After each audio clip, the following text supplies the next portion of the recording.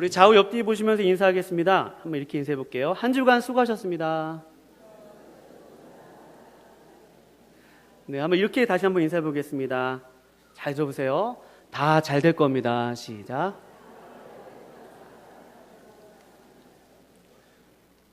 네, 오늘 설교의 제목은 지혜라는 그런 제목입니다.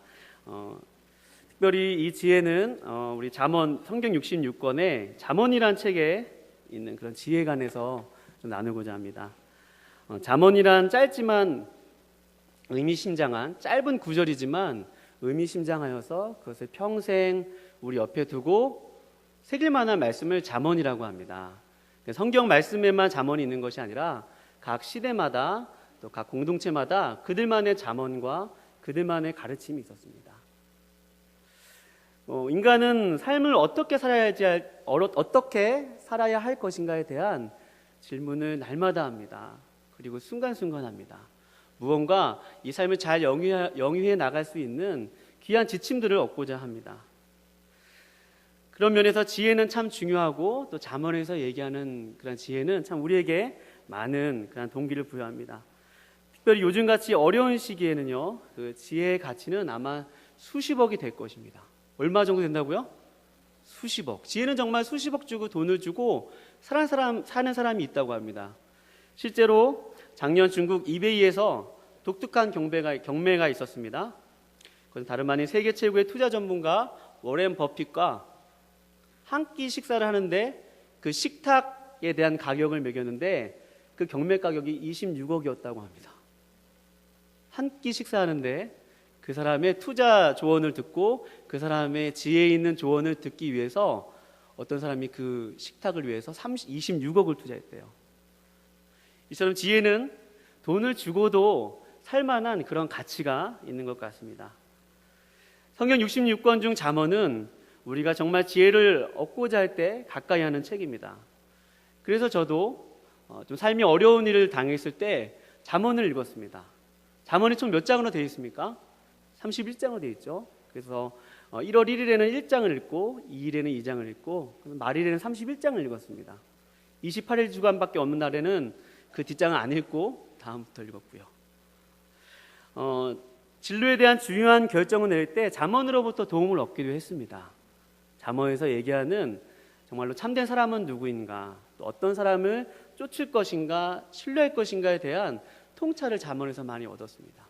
잠언에서 참 정직한 사람에 대해서 많이 말씀하셔서 잠언을 통해서 정직에 대한 가치를 저는 좀 개인적으로 많이 배울 수 있었습니다. 사랑하는 여러분, 오늘 설교의 제목은 지혜인데요. 이 시간에는 지혜의 정의나 또 본질이나 속성에 대해서 나누지는 않을 것입니다. 실질적으로 이 시간에는 제 말씀은 how to와 관련된 말씀입니다. 그러면 어떻게 지혜를 얻을 것인가? 어떻게 우리의 삶을 지혜롭게 영위해 나갈 것인가? 또 그렇다면 지혜는 어떻게 얻을 수 있을 것인가에 대한 그런 내용을 나누고자 합니다. 특별히 이 질문은 제가 드리는 것이 아니라 오늘 성경의 이 잠언에서 성경 기자가 그런 의도를 가지고 잠언을 기록했습니다. 그래서 그 답을 제가 말씀을 배우고 또 묵상하고 공부하면서 말 그대로 은혜가 있어서 저와 여러분들과 나누고자 하는 것입니다. 잠언 전체의 내용은 내용으로 보나 또 형식상으로 보나 반으로 쫙 쪼갤 수 있습니다. 두 부분으로 나눌 수 있습니다. 잠언은 제가 아까 서두에 짧은 구절의 이야기라고 그랬죠. 짧은 구절로 된 교훈이나 가르침이라고 그랬습니다. 그런 짧은 형식으로 되어 있는 개별 잠언들은 잠언 10장 이후에 있습니다. 너희가 아침에 일찍 일어나야지 부를 얻을 수 있다. 경영을 하려면 이렇게 해야 된다. 그런 윤리적인 지침들은 잠언 10장 이후에 나와 있고요. 잠언 1장부터 9장까지는 그런 것보다는 잠언의 전체 서론과 같은 말씀입니다. 지혜는 무엇이고 지혜는 어떻게 얻을 수 있는가가 바로 1장부터 9장까지인데 저와 여러분이 오늘 읽었던 이 잠언 9장 말씀이 그 1장부터 9장에 대한 요점입니다. 결론이에요. 그러니까 이 결론을 읽고 10장부터 읽어나가라고 하는 것이 바로 잠언 기자의 그런 의도죠. 그것이 바로 이 잠언을 쓴 이유입니다. 오늘 본문 말씀을 보면요, 오늘 9장 한번 저의 말씀을 들으면서 눈으로 이렇게 확인하면서 읽으셨으면 좋겠습니다. 히브리 사람들은 오늘 본문을 읽을 때 단번에 드는 생각이 있습니다. 두 여인이 나오네. 9장을 읽으면서 두 여인이 나오네. 딱 그렇게 생각할 수 있습니다. 여러분, 오늘 9장에 보면은 분명한 것은 미련한 여인은 나옵니다. 그렇죠? 13절에 보면 미련한 여인이 떠들며 어리석어서 아무것도 알지 못하고, 한 여인은 나오는데 또 다른 여인은 어디 있지? 우리 한글 성경으로 봐서는 잘 모르지만 히브리어는 남성과 여성이 있어요. 지혜라는 단어는 호크마라는 단어로서 여성 명사거든요. 그러니까 지혜라는 단어를 발음할 때는 여성성이 드러난 단어입니다. 그러니까 이 지금 잠언 9장 말씀에는 지혜라고 하는 한 여인이 등장하고, 또 그와 대조적으로 13절에 미련한 여인이 등장하고 있는 것입니다.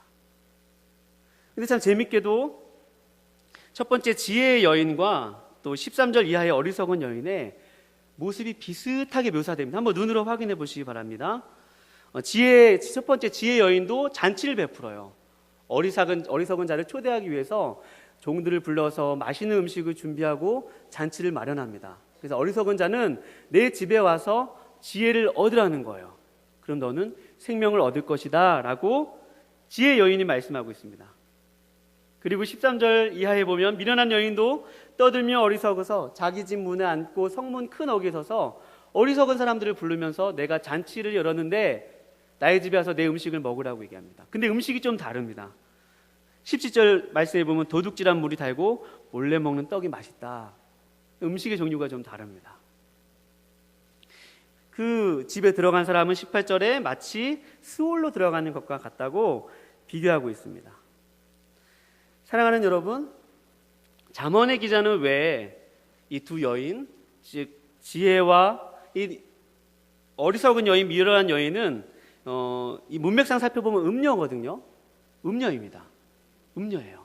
남자를 이렇게 유혹하는 음녀가 바로 이 어리석은 여인인데, 왜 이 잠언의 기자는 지혜라는 여인과 또 음녀라는 여인을 왜 이렇게 대조적으로 묘사하고 있는 것일까요? 그것은 바로 그 이유를 밝히기 위해서는 앞장에 있는 내용부터 거슬러 올라가야 됩니다. 다 설명하지 못하지만 이 책이 1장부터 9장까지 어떤 의도를 가지고 이렇게 기록이 되었습니다. 4장부터 보면 이 책을 솔로몬이 그 아들에게 지혜에 대해서 쓴 책인데, 아들아 너가 지혜를 사모해라. 지혜가 정금보다 낫고 그 이익이 참 크다. 지혜의 좌편에는 장수가 있고 우편에는 부귀가 있다. 너는 무엇보다 지혜를 너의 누이라고 하고 지혜를 사모하라고 강조하고 있습니다. 그런데 또 재밌는 것은 지혜를 계속해서 말하고 있는데 느닷없이 음녀가 나옵니다. 내가 젊어서 취한 아내를 사랑하고 그를 존중하라고 얘기합니다. 그래서 음녀한테 간 자는 마치 그 영혼이 수월로 내려가는 것 같고 도수장에 끌려가는 것 같고, 처음에는 음녀의 입술이 굉장히 달고 속삭이나 나중에는 그 입술이 쑥같이 쓰다고 계속해서 음녀에 대한 얘기를 강조합니다. 그러면서 우리 7장을 한번 넘겨보실까요? 7장 말씀 한번 보도록 하겠습니다. 7장 말씀에 보면 4절 말씀에 보면 지혜에게 너는 내 누이라 하며 명철에게 너는 내 친족이라 하라. 그리하면 이것이 너를 지켜서 음료에게 말로 홀리는 이방 여인에게 빠지지 않게 하리라. 그러니까 이 아버지가 지금 아들에게 지혜를 가지라고 얘기를 해요. 지혜를 찾아 떠나라고 얘기를 합니다. 그래서 정말 이 아들은 지혜를 찾아서 떠납니다. 근데 재밌는 것은 8절과 9절 말씀에 보면 그 젊은 자가 그가 거리를 지나 지혜를 찾아 떠나는데 음녀의 골목 목동이로 가까이 하여 그의 집 쪽으로 가는데 저물 때 황혼 때 깊은 밤 흥함 중에 그 음녀가 다시 와서 이 소년을 꾀입니다. 마치 호러 무비 한 장면 같아요. 이 소년을 데리고 이 음녀는 유유히 자기의 집으로 사라집니다.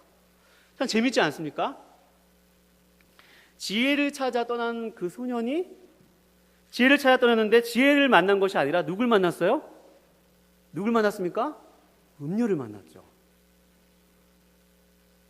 이것을 계속적으로 강조를 하고 있는데, 오늘 본문 말씀 잠언 9장으로 다시 넘어오시면요, 그 얘기를 이제 결론을 지으려고 그래요. 저와 여러분들이 그 다음에 이 솔로몬이 그 아들에게 지혜를 찾아 지혜를 추구하고 지혜를 사모하고 지혜를 찾아 떠나라고 했지만 그가 만난 것은 음료였습니다. 그렇다면 정말로 지혜를 만나려면 어떻게 해야 됩니까? 그 말씀이 9장 바로 옆에 또 8장에 나와요. 8장에 보면 지혜에 대해서 찬송하는 시가 나오는데 8장 22절 한번 눈으로 보시기 바랍니다. 여호와께서 그 조화의 시작 곧 태초 일하시기 전부터 나를 가지셨으며 그 나가 누구예요? 지혜죠. 지혜에 대한 찬양의 시가 나오는데 지혜를 찬양하는 것이 아니라 지금 누굴 찬양하고 있어요? 지혜를 만드신 하나님을 찬양하고 있어요. 그러니까 지혜는 하나님께 속한 것이고 하나님께서 비롯된 것이고 하나님께로부터만 나온 것이 참 지혜라는 거예요. 그러니까 지혜를 만나려면 사실 누구를 만나야 됩니까? 하나님을 만나라는 얘기입니다. 할렐루야. 그 얘기를 지금 하고 있는 거예요. 너가 지혜를 찾아 떠나면 반드시 음료를 만나게 될 것이지만 너가 하나님을 찾고 찾으면 반드시 지혜를 만날 것이다. 할렐루야. 그것이 바로 이 솔로몬이 또 잠언의 기자가 강조하고자 하는 말씀입니다. 그 근거를 좀 더 살펴보기 원합니다. 9장 우리 10절 말씀 한번 다 같이 읽어보도록 하겠습니다. 오늘 본문 말씀에 속한 곳인데요. 9장 10절입니다. 시작. 경외하는 것이 지혜의 근본이요 거룩하신 자를 아는 것이 명철이니라. 아멘. 우리가 너무나도 잘 아는 말씀이죠. 근데 이 말씀은 앞뒤 문맥 속에서 주어진 말씀입니다. 지혜로운 여인 호크마로 갈 것이냐 아니면 음료로 갈 것이냐. 언제나 우리는 지혜를 찾아 떠나지만 여호와를 경외하지 않으면 음료를 만난다는 것입니다. 음료는 꼭 문자적으로 그런 이상한 그 여자분을 만난다는 것이 아니라 물론 만나면 안 되겠죠. 문자적으로 만나면 안 되겠지만 그것보다는 더 중요한 것은 마치 그런 음료와 같이 똑같습니다. 음료가 하고 있는 행색이 이 본문 말씀에서도 똑같이 잔치를 베풀고요. 똑같이 음식을 준비합니다. 겉으로 보기에는 음료와 지혜가 잘 분간이 가지 않는다는 거예요. 그래서 지혜를 찾으면 음료가 와서 내가 진짜 지혜인데 일로 와 그러면서 유혹을 해도 그것이 음료인지 지혜인지 모른다는 것입니다. 그래서 7장에 아까 그 소년이 아버지의 말을 듣고 지혜를 찾아 떠나지만 그 지혜의 길모퉁이에서 음료가 와서 홀이지만 그것이 지혜인지 뭐가 뭔지 몰라서 유유히 그냥 음료의 손을 잡고 마치 도수장으로 끌려가는 소와 같이 따라간다는 것이 바로 그 내용입니다. 사랑하는 여러분, 하나님을 경외하는 것이 지혜의 근본이래요. 하나님을 사랑하고 하나님을 의지하고 하나님을 찾는 것이 바로 지혜의 시작임을 여러분 믿으시기 바랍니다. 사역자로서 참 사역의 지혜를 많이 구합니다. 특별히 목양을 감당하면서 사람을 이렇게 섬기는 그런 직분이지 않습니까? 참 지혜가 많이 요구됩니다. 그런데 사람을 섬기기 위해서 지혜를 찾다 보면 음료를 만나게 됩니다. 무슨 말씀인지 아시죠? 제가 음료라고 얘기하는 그 상징적인 의미를 엉뚱한 결과들이 나타납니다. 그러나 또 그뿐만 아니죠. 같이 있는 동역자분들과의 관계 속에서 다 자라온 성장 배경이 다르고 생각들이 다 다르고 바라보는 관점이 다 다릅니다. 일을 하다 보면 조금이라도 다른 것들이 발견됩니다. 그러나 이것을 지혜를 구해서 또 지혜를 찾다 보면 또 음료를 만나는 제 자신을 발견하게 됩니다. 악순환이죠. 선순환이 아니라 악순환되는 지혜의 구조를 봅니다. 사랑하는 여러분, 그런 것을 오히려 하나님께 맡기고 나의 지혜를 내려놓고 지혜를 찾으려 하는 그 마음을 내려놓고 엎드려서 기도하면 나는 아무것도 하지 않았는데 하나님께서 그냥 저절로 모든 것을 형통케 하시는 은혜가 참 간간히 경험되는 것들을 누릴 수 있었습니다. 사랑하는 여러분, 자녀 양육은 어떻죠? 우리는 자녀 양육에 대해서 참 지혜를 찾아 많이 떠납니다. 또 아이들이 지혜롭게 컸으면 좋겠습니다. 많은 좋은 책도 읽혀야 되고요. 또 좋은 선생님도 만나게 해줘야 되고 많은 것들을 경험해줘야 하는 것도 참 중요한 일입니다. 그렇죠? 이런 것이 안 중요하다는 것이 아닙니다. 이런 것이 참 중요하나 그러나 예전에 우리 어머님들 예전에 강상 목사님 와서도 그런 말씀하셨지만 자녀를 위해서 새벽마다 부르짖었습니다. 그렇죠? 새벽마다 부르짖었을 때 자녀들이 정말로도 잘 컸어요. 사랑하는 여러분, 오늘 말씀처럼 자녀를 위해서 지혜를 찾기 전에 주님 품에 안기시기 바랍니다. 나의 상처를 가지고, 나의 아픔을 가지고 우리 예수님의 품에 안기면 나도 살고요, 우리 자녀도 살 수 있으면 여러분 믿으시기 바랍니다. 여러분, 사업은 어떨까요? 정말 새로운 시대와 정세에 맞추어서 많은 경영 전략이 필요하고요, 또 모략이 필요합니다. 경쟁 구도에 살아남기 위해서는 정말 남보다 더 많이 노력하고 애쓰고 힘써야 합니다. 또 워린 버핏과 같은 사람을 만나서 투자의 자문도 들어야 할 것입니다. 그러나 여러분, 지혜에는 분명히 말씀해도 왼손에는 부기가 있고요, 왼손에는 장수가 있고요, 오른손에는 부기가 있다고 했습니다. 하나님도 지혜를 통해서 우리에게 그런 것들을 주시기 원하세요. 그러나 사랑하는 여러분, 하나님을 먼저 구하시기 바랍니다. 사업 이전에 먼저 하나님을 구할 때 사업에 관련된 지혜를 주실 줄로 믿습니다. 사랑하는 여러분, 우리는 어려운 시기를 지나고 있죠. 위기 앞에서 정말 지혜는 절실합니다. 신의 한 수라는 영화도 있지 않습니까? 정말 요 한 수만 이렇게 두면 문제가 정말 해결될 것 같아요.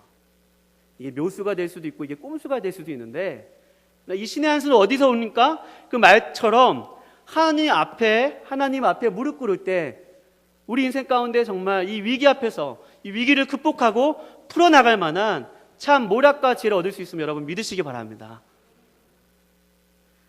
사랑하는 여러분, 이 잠언 이제 10장부터 나오는 개별 잠언들이 있어요. 많은 그 윤리적인 문제들을 어떻게 해석하시겠습니까?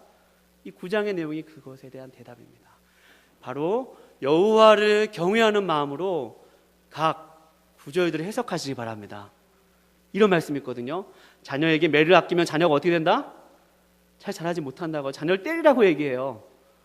그 문자대로 해석하면 어떻게 맨날 자녀들을 때려야 됩니다.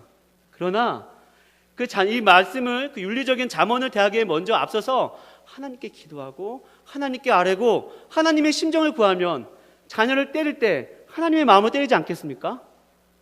그 말씀입니다. 모든 이 잠언 10장 이후에 나오는 개별적인 구절들을 해석할 때 늘 우리의 마음과 생각 속에 하나님을 먼저 생각하고 하나님을 경외하는 마음으로 이 구절들을 해석하라는 것입니다. 사랑하는 여러분, 저와 여러분이 이 예배가 끝나고 성전을 나가면서 우린 정말 지혜가 필요합니다. 당장 내일이면 사업에 중요한 의사결정을 내려야 하는 분들도 계시고요, 또 중요한 선택 앞에서 정말 애쓰는 일들이 남아 있습니다. 또 삶의 현장 속에서 수많은 사람들과 관계를 맺으며 관계가 수월하기도 하고 관계가 묶이기도 합니다. 사랑하는 여러분, 이러할 때 우리는 어떤 지혜를 만나기 원합니까? 지혜를 만나면 누굴 만난다고요? 지혜를 만나려고 하면 음료를 만나죠. 지혜를 찾으면 음료를 만납니다. 그러나 모든 것 앞에서 하나님을 먼저 찾고 구하면 지혜의 근원자 되시고 지혜의 창조자 되신 하나님의 지혜가 위로부터 우리의 심령 가운데, 우리의 영혼 가운데 부어지면 여러분 믿으시기 바랍니다. 이 시간 우리 잠언 말씀 8장 17절 말씀을 다 같이 읽고 우리 기도하고 찬송하며 오늘 예배를 마치려고 합니다. 잠언 8장 17절 말씀입니다. 시작. 사랑하는 자들이 나의 사랑을 입으며 나를 간절히 찾는 자가 나를 만날 것이니라. 아멘. 하나님을 간절히 찾고 찾을 때 하나님의 지혜를 만날 수 있음을 믿으시고 저와 여러분이 한 주간 그렇게 승리하며 정말 다 잘 되는 은혜가 있기를 주님의 이름으로 축원드립니다. 기도하시겠습니다. 살아계신 하나님 아버지, 은혜를 감사합니다. 하나님, 어려운 시기를 지나고 있고 또 고단한 삶을 살고 있습니다. 하나님, 돈보다도 부귀보다도 정말 절실한 것이 지혜인데, 하나님 오늘 이 말씀을 통해서 하나님, 나의 인간의 지혜를 찾기보다 하나님을 먼저 구하는 우리 될 수 있도록 주여 새벽마다 새벽을 깨우며 기도할 수 있는 우리 모든 충신교회 교우님들 될 수 있도록 주님 복을 내려 주옵소서. 감사드리며 거룩하신 예수님의 이름으로 기도드립니다. 아멘. 우리 찬양을 한 곡 하고 우리 기도했으면 좋겠습니다. 우리 열려라 에바다라